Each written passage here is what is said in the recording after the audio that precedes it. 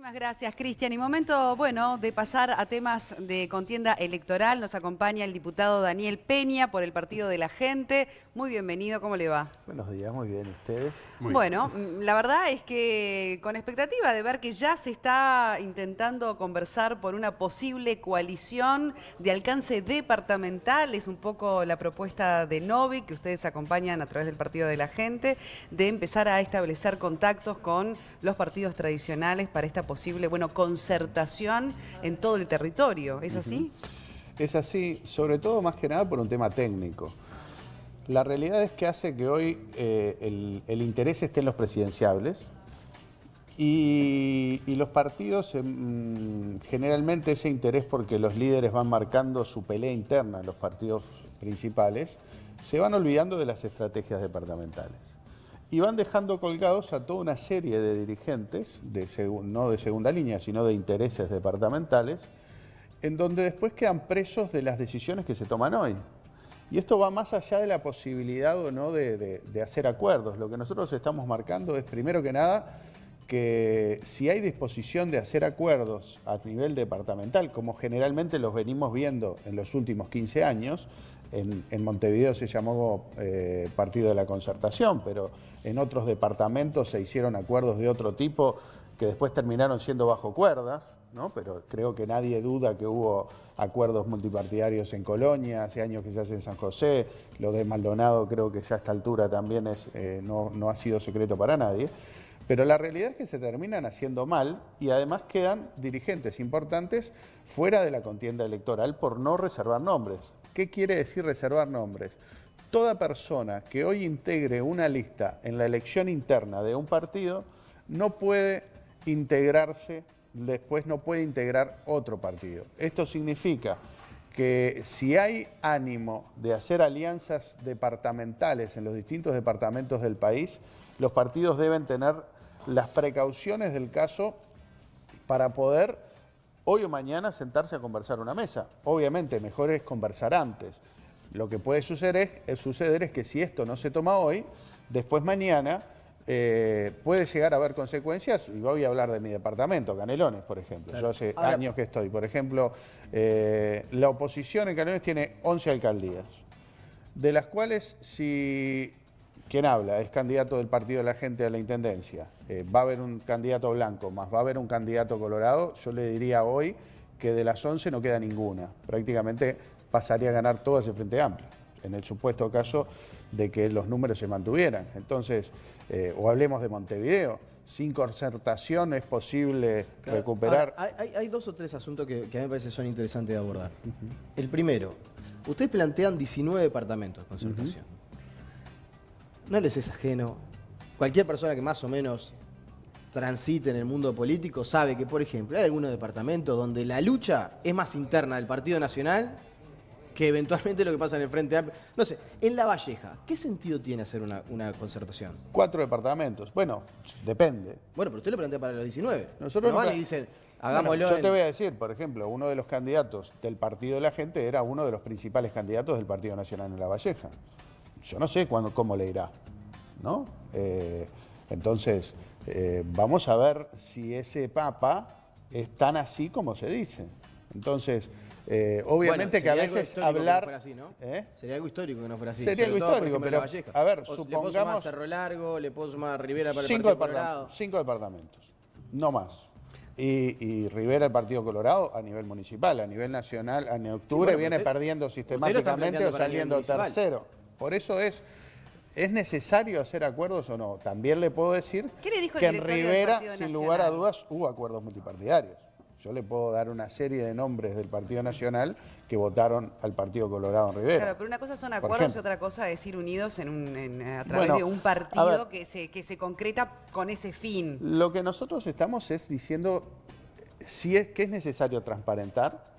O sea, acá hoy ya nació una estructura nacional que es el Partido de la Gente, está el Partido Nacional, está el Partido Colorado, está el Partido Independiente, hay ánimo de cambiar y estas cosas tienen que estar arriba de la mesa, tal vez sobre todo no solo porque tiene que haber y hay tiempo para sentarse a conversar cuáles son las herramientas necesarias para acordar. Lo que sí es claro es que si hay disposición a sentarse a acordar, es necesario que a todos aquellos que pretendan acordar no integren listas Ahora, a la elección interna. Estando primero lo que son las internas, después las elecciones de octubre, ¿no es demasiado pronto como para empezar a desdibujar los partidos en este tipo de coalición o en este tipo, que además se piensa a nivel departamental? ¿No confundiría a la gente en plena carrera electoral? El problema es exactamente lo que estás diciendo, es el problema, porque es un problema técnico que la ley termina inhibiendo. O sea,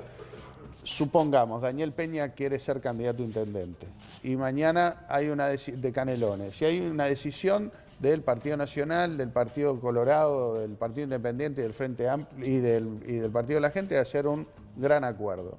Si esto no se plantea hoy y los distintos candidatos integran listas a las elecciones internas en los distintos partidos, ya es imposible sentarse a conversar, porque los candidatos, al haber integrado una lista en la elección interna de ese partido, queda inhibido de hacer un acuerdo dentro de ese esquema, ¿no? Ponen convencionales y son los convencionales pues los que resuelven. Desde ese punto de vista, la vía para hacerlo existe. Lo que yo le quiero preguntar también, porque me parece que es sobre todo donde está planteado con mayor fuerza, mi información es que es muy probable que se haga en Montevideo.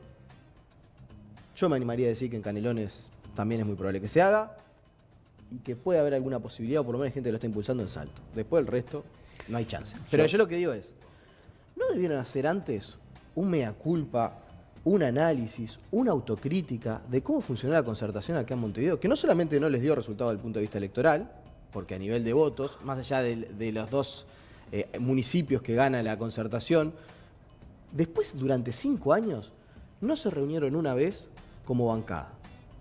Votaron de manera distinta los integrantes de la concertación de acuerdo a sus pelos y señales.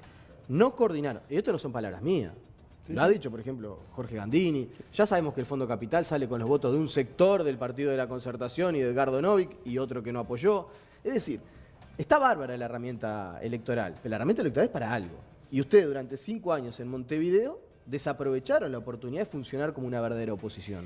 Bueno, primero que se hagan cargo los de Montevideo. Yo no soy de Montevideo, no participé, Bueno, no participé de la herramienta del Partido de la Gente y promoviendo la el concertación. Partido de la Gente no existía en ese momento, ¿no?